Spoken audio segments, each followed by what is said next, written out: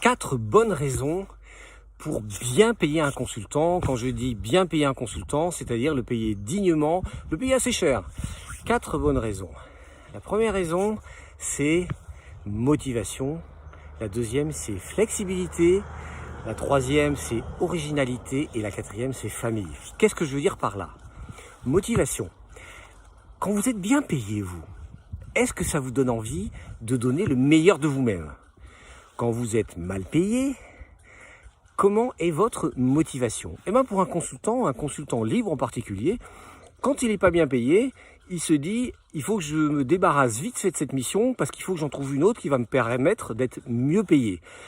Et donc il donne pas le meilleur de lui-même, même s'il voudrait, mais il n'a pas été payé correctement, donc forcément son esprit s'évapore ailleurs, il s'évapore dans la recherche de nouveaux clients. Si vous l'avez bien payé, le consultant libre ne comptera pas ses heures, ne comptera pas son partage d'outils, il ne comptera pas parce qu'il sait qu'il a été correctement payé et que par conséquent, il peut donner le meilleur de lui-même. La première raison pour bien payer un consultant, c'est sa motivation. La deuxième, c'est la flexibilité que vous gagnez en tant que client. Parce que en payant bien un consultant qui va donner le meilleur de lui-même puisqu'il est motivé, ça vous évite d'avoir à embaucher quelqu'un qui va rajouter peut-être de la masse salariale et puis va rajouter peut-être des combats de pouvoir et donc c'est plus flexible pour vous parce que par rapport à un besoin identifié, vous allez prendre quelqu'un de très motivé qui rentre pas dans les jeux politiques, qui rentre pas dans les jeux de pouvoir, qui est là juste pour donner le meilleur de lui-même parce qu'il est motivé. Motivation, flexibilité. La troisième chose, c'est l'originalité finalement.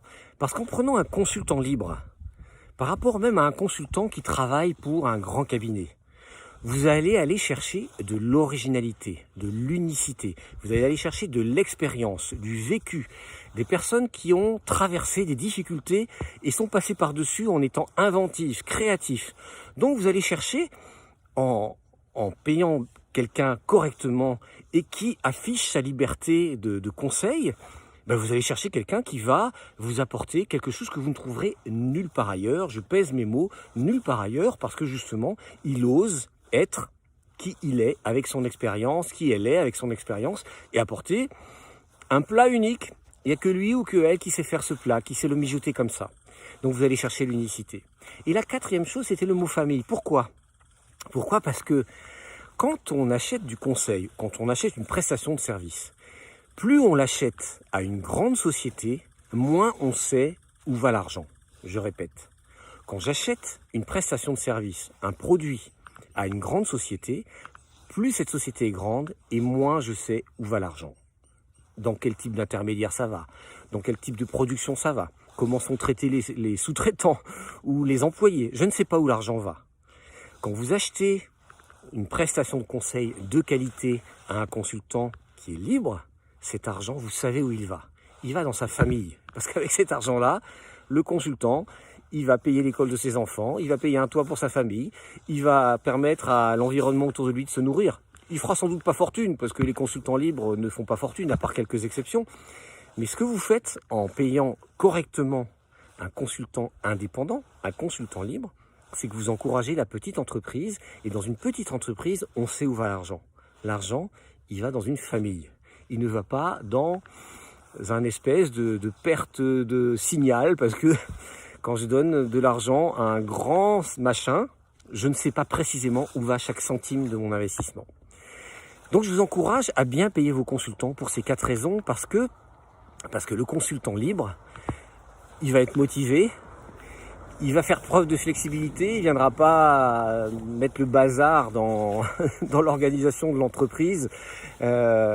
Et puis, il va apporter le meilleur de lui-même, et puis il va apporter des choses totalement uniques et singulières. Et puis enfin, il va pouvoir vivre correctement parce que s'il est bien payé et qu'il n'a pas le stress de nourrir sa famille à la fin du mois, il sera d'autant plus efficace. Voilà 4 bonnes raisons pour payer correctement un consultant libre. Et comme c'est, j'aime bien le film, je crois que c'est 538 rue Paradis ou quelque chose comme ça, un film des années 80. Finalement, ne pas négocier auprès des artisans, mais le prix qu'ils demandent, souvent, c'est un excellent investissement. J'encourage à regarder ce film, je vais mettre les coordonnées sous la vidéo. Si vous avez aimé cette vidéo, partagez-la et surtout pensez à payer correctement vos consultants indépendants, vos consultants libres qui en fait donnent le meilleur d'eux-mêmes s'ils savent qu'ils sont payés dignement. À très bientôt sur Je suis manager.